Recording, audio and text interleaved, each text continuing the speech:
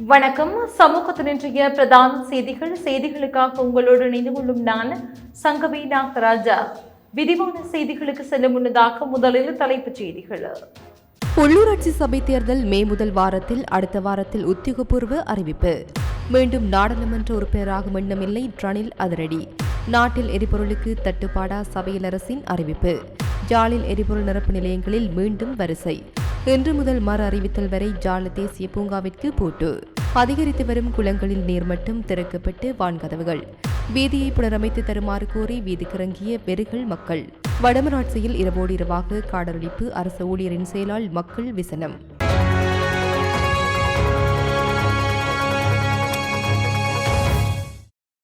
நிலுவையில் இருக்கும் உள்ளூராட்சி சபை தேர்தலை எதிர்வரும் மே மாதம் முதல் வாரத்தில் நடத்துவதற்கு தேர்தல் ஆணையம் பூர்வாங்கமாக தீர்மானித்திருப்பதாக தெரிய வருகிறது.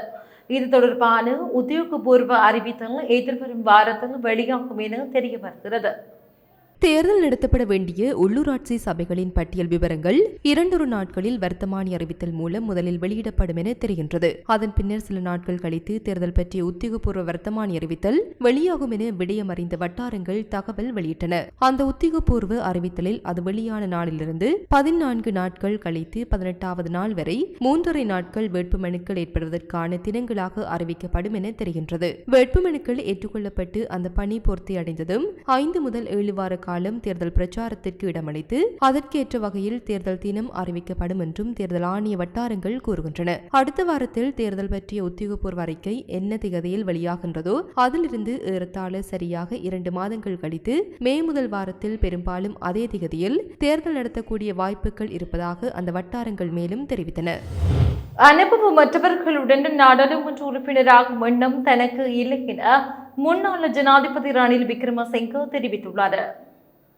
குறித்த விடயம் தொடர்பில் ஐக்கிய தேசிய கட்சியின் செயற்குழுவிற்கும் தெரிவித்ததாக ரணில் குறிப்பிட்டுள்ளார். நாடாளுமன்றத்திற்கு திரும்பும் நோக்கம் தொடர்பில் ஊடகவியலாளர்கள் எழுப்பிய கேள்விகளுக்கு பதிலளிக்கும் விதமாக ரணில் விக்ரமசிங்கே இவ்வாறு கூறினார். அவர் மேலும் தெரிவிக்கையில், பெராரி ரகு வாகன உரிமம் உள்ளவர்கள் எல்போர்ட் உரிமம் உள்ளவர்களுடன் நேரத்தை செலவிடுவதில்லை. நாடு திவாலான போதுதான் ஏற்றுக்கொண்ட சவாலை வெற்றிகரமாக நடத்தியமை தொடர்பில் பணிவான மகிழ்ச்சி இருப்பதாக முன்னாள் ஜனாதிபதி சுட்டிக்காட்டியுள்ளார். மேலும் மக்கள் நாட்டின் பொறுப்பை ஒரு புதிய குழுவிடம் ஒப்படைத்துள்ளதால் அந்த குழு ஒப்படைக்கப்பட்ட பொறுப்புகளை முறையாக நிறைவேற்ற வேண்டும் என முன்னாள் ஜனாதிபதி ரணில் விக்ரமசிங்கே தெரிவித்துள்ளார். நாட்டில் எரிபொருளுக்கு தட்டுப்பாடு இல்லை என பொருளாதார அபிவிருத்தி பிரதியமைச்சர் அனில் ஜெயந்த் தெரிவித்தார். பெட்ரோல் நிலையங்களுக்கு அருகில் உருவாகியுள்ள வரிசைகள் குறித்து இன்று நாடாளுமன்றத்தில் அவர் இந்த கருத்தை வெளியிட்டார். நாட்டில் எரிபொருள் நெருக்கடி ஏற்பட்டுள்ளதாக காட்டு சில குழுக்கள் செயற்கையான எரிபொருள் நெருக்கடியை உருவாக்க முயற்சிப்பதாக அவர் குறிப்பிட்டுள்ளார். நாடளாவிய ரீதியில் நேற்றிரவு முதல் எரிபொருள் நிரப்பு நிலையங்களில் நீண்ட வரிசைகள் காணப்பட்டன. இந்த நிலையில் நாடாளுமன்றம் இன்று கூடிய போது எதிர்க்கட்சியினர் நாட்டில் மீண்டும் எரிபொருள் வரிசை யுகம் மலர்வதாக குற்றம் சாட்டியிருந்தனர். இதற்கு பதிலளிக்கும் போதே பொருளாதார அபிவிருத்தி பிரதி அமைச்சர் நாட்டில் எரிபொருளுக்கான தட்டுப்பாடு எதுவும் இல்லை என குறிப்பிட்டார். இதேவேளை சபை முதல்வர் பிமல் ரத்நாயக்கவும் நாட்டில் எரிபொருளுக்கான தட்டுப்பாடு நிலவவில்லை எனவும் எரிபொருள் தட்டுப்பாடு உள்ளது போன்றதொரு பின்னணியை உருவாக்குவதற்கு முயற்சிப்பதாகவும் சுட்டிக்காட்டினார். யாழ்ப்பாணத்தில் உள்ள எரிபொருள் நிரப்பு நிலையங்களில் எரிபொருளுக்காக மக்கள் வரிசையில் நிற்பதை காணக்கூடியதாக உள்ளது. இலங்கை பெட்ரோலிய கூட்டுத்தாபனம் இதுவரை பெற்று வந்து 3% தள்ளுபடியை ரத்து செய்ய எடுத்த முடிவை திரும்ப பெறாவிட்டால் நாடு முழுவதும் எரிபொருள் பற்றாக்குறை ஏற்படக்கூடும் என்று பெட்ரோலிய விநியோகஸ்தர்கள் சங்கம் தெரிவித்துள்ளது. அத்துடன் இலங்கை பெட்ரோலிய கூட்டுத்தாபனத்தின் இந்த முடிவுக்கு எதிர்ப்பு தெரிவித்து நேற்று நள்ளிரவு முதல் பெட்ரோலிய ஒழுங்கு நடவடிக்கைகளிலிருந்து சங்கம் விலகியது. அந்த வகையில் எரிபொருளை கொள்வனவு செய்வதற்கு இவ்வாறு மக்கள் வரிசையில் நிற்பதை அவதானிக்க முடிகின்றது.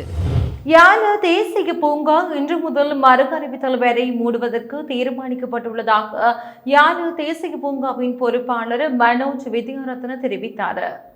கடந்த 2 நாட்களாக பெய்த கடும் மழையால் ஜால தேசிய பூங்காவின் பல வீதிகள் நீரில் மூழ்கியுள்ளன என்றும் பூங்காவிற்குள் உள்ள சில ஏரிகளின் கரைகள் உடைந்து சென்றுள்ளதாகவும் அவர் குறிப்பிட்டார். இதன் காரணமாக வனவிலங்குகளின் பாதுகாப்பு மற்றும் சுற்றுலா பயணிகளின் பாதுகாப்பை கருத்தில் கொண்டு இன்று முதல் மழை நிலைமைகள் தணியும் வரை ஜால தேசிய பூங்காவை மூடுவதற்கு தீர்மானிக்கப்பட்டுள்ளது. அதன்படி ஜால வலய இலக்கம் 1 சேர்ந்த கடகமுவ மற்றும் பலடுபான நுழைவு வாயில்கள் மூடப்பட்டுள்ளன. இலங்கை மனித உரிமைகள் ஆணைக்குழுவின் யாழ்ப்பாண பிராந்திய அலுவலகத்தின் ஏற்பாட்டில் நெடுந்தீவுக்கான கள விஜயம் ஒன்று நேற்று மேற்கொள்ளப்பட்டது. இலங்கை மனித உரிமைகள் ஆணைக்குழுவின் ஆணையாளர் பேராசிரியர் தை தனராஜின் தலைமையின் கீழ் இந்த விஜயம் மேற்கொள்ளப்பட்டது. இந்த களவிஜயத்தின் போது நெடுந்தீவு பிரதேச மக்களது மனித உரிமைகள் சார்ந்த பிரச்சினைகள் தொடர்பில் நெடுந்தீவில் உள்ள பொது அமைப்புகளிடமும் பொதுமக்களிடமும் கலந்துரையாடப்பட்டது. அத்துடன் கல்வி மற்றும் சுகாதாரம் சார்ந்த பிரச்சினைகள் தொடர்பிலும் கலந்துரையாடப்பட்டது. மேலும் இந்த களவிஜயத்தின் போது நெடுந்தீவு பிரதேச செயலகத்தில் கடமையாற்றும் அரசு ஊழியர்களுக்கு மனித உரிமைகள் தொடர்பிலும் பொறுப்புடைமை தொடர்பிலும் விழிப்புணர்வு செயலமர்வு ஒன்று இடம்பெற்றதுடன் நெடுந்தீவு பிரதேச வைத்தியசாலைக்கும் விஜயம் மேற்கொண்டு அங்குள்ள பிரச்சினைகள் தொடர்பில் ஆணைக்குழுவின் அதிகாரிகளால் ஆராயப்பட்டது. அத்துடன் நெடுந்தீவு போலீஸ் க்கும் கள விஜயம் மேற்கொள்ளப்பட்டது. மேலும் இந்த கள விஜயத்தின் போது பெற்றுக்கொள்ளப்பட்டு அவதானிப்புகளின் அடிப்படையில் பொறுப்பு வாய்ந்த அரசு திணைக்கள பிரதானிகளுடன் கலந்துரையாடல் மேற்கொள்ளவும் ஆணைக்குழு தீர்மானித்துள்ளது. எல்லை தாண்டி கடற்றொழிலில் ஈடுபட்டதாக கைது செய்யப்பட்டு இலங்கை சிறையில் உள்ள கடற்றொழிலாளர்களையும் படகையும் உடனடியாக விடுதலை செய்ய வலியுறுத்தி நேற்று காலை தொடங்கிய உண்ணாவிரத போராட்டத்தை மாலையுடன் முடித்துக் கொண்ட கடற்றொழிலாளர்கள் நேற்று இரவிலிருந்து காத்திருப்பு போராட்டத்தை தொடங்கியுள்ளனர்.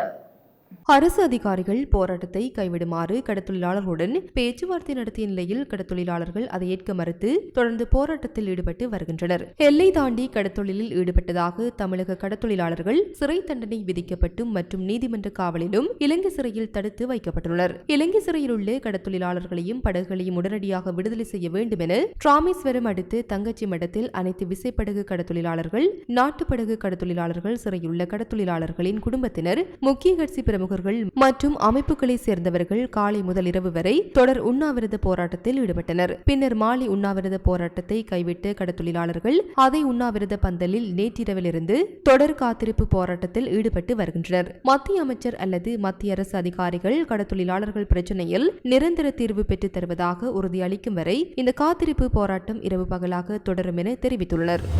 கந்தளாய் குளத்தின் நீர்மட்டம் அதிகரித்து வருவதனால் 10 வான்கதவுகளும் இன்று சனிக்கிழமை அரையடிக்கு திறக்கப்பட்டுள்ளன. கந்தளாய் குளத்தின் மொத்த நீரின் கொள்ளளவு 1,14,000 கன அடியாகும். கனமழை காரணமாக தற்போது நீரின் கொள்ளளவு 1,14,000 கன அடியாக உயர்ந்துள்ளது. தற்போது வினாடிக்கு 1000 கன அடி அளவு நீர் வெளியேறி வருகின்றதாக கந்தளாய் நீர்ப்பாசன பொறியியலாளர் சிந்தக்க சுரவீர தெரிவித்துள்ளார். இதேவேளை அலுத்தோயா குளத்தின் நீர்மட்டம் 8 அடியாக உயர்ந்துள்ளதால் அதனுடைய 6 வான்கதவுகள் அரையடி அளவிற்கு திறக்கப்பட்டுள்ளதாக அதன் பொறியியலாளர் தெரிவித்துள்ளார். இவ்வாறு வான்கதவுகள் திறக்கப்பட்டுள்ளதனால் அறுவடைக்கு தயாரான நிலையில் இருந்து நூற்றுக்கணக்கான வயல் நிலங்கள் நீரில் மூழ்கியுள்ளதாக விவசாயிகள் கவலை தெரிவிக்கின்றனர். வெறுகலு முகத்துவாரம் சூரியநகர் பகுதியில் உள்ள பாடசாலை வீதியை புனரமைத்து தருமாறு கோரி பிரதேச மக்கள் இன்று காலை கவனஈர்ப்பு போராட்டத்தில் ஈடுபட்டனர். சுமார் 400 மீட்டர் தூரம் கொண்டு இந்த வீதியானது பள்ளமும் குழியுமாக காணப்படுவதோடு இவ்வீதியால் பயணிக்கும் பொதுமக்களும் பாடசாலை மாணவர்களும் அசௌகரியங்களுக்கு மத்தியில் பயணித்து வருகின்றனர். இந்த நிலையிலேயே இவ்வீதியை புனரமைத்து தருமாறு கோரி கவனஈர்ப்பு போராட்டம் முன்னெடுக்கப்பட்டது. கவனஈர்ப்பு போராட்டத்தில் ஈடுபட்டோர் அரசு நகரப்புற வீதிகளை போன்று கிராமப்புற வீதிகளையும் புனரமைத்து அரசியல்வாதிகளே இந்த வீதி உங்கள் கண்களுக்கு தெரியவில்லையா, அரசே இந்த வீதியை உடனடியாக புனரமைத்து உள்ளிட்ட வாசகங்களை ஏந்தியவாறு கோஷங்களை எழுப்பி போராட்டத்தில் ஈடுபட்டனர்.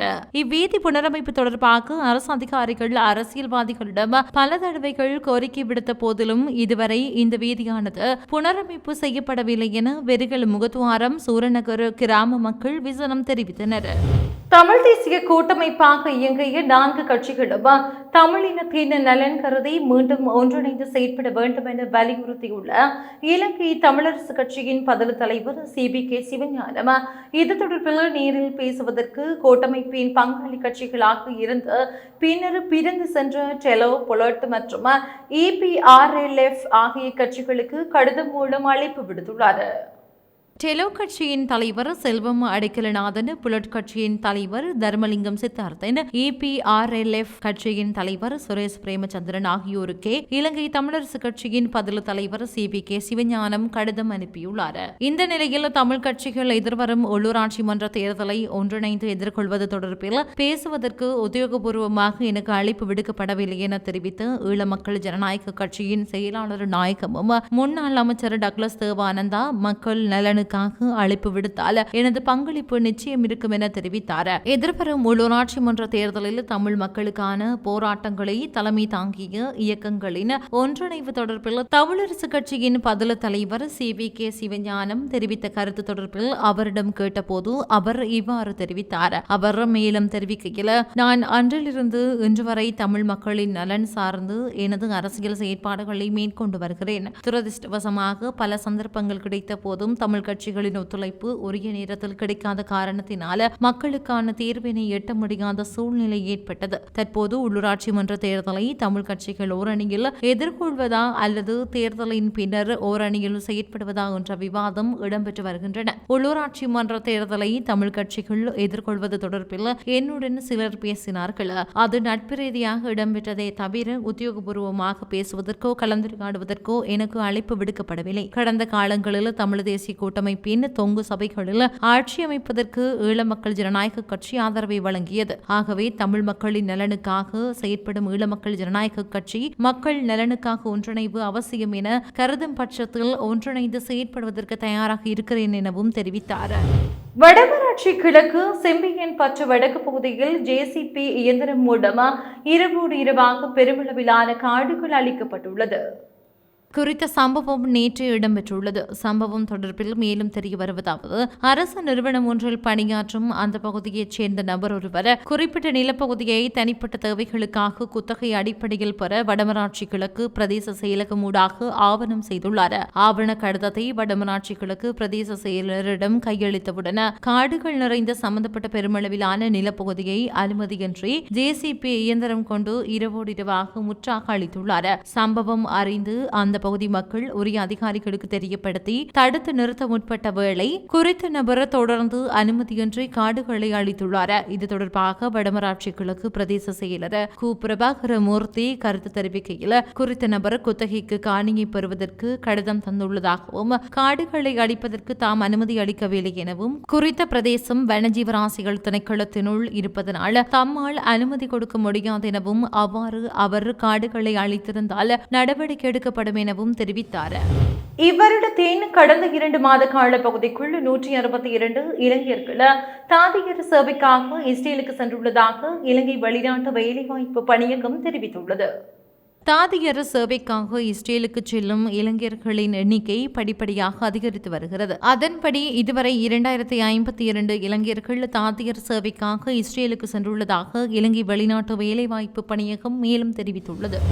அகில இலங்கை தமிழ் ஊடகவியலாளர்கள் ஒன்றியத்திற்கும் இலங்கைக்கான இந்திய உயர்ஸ்தானிகருக்கும் இடையில சந்திப்பொன்று நடைபெற்றது.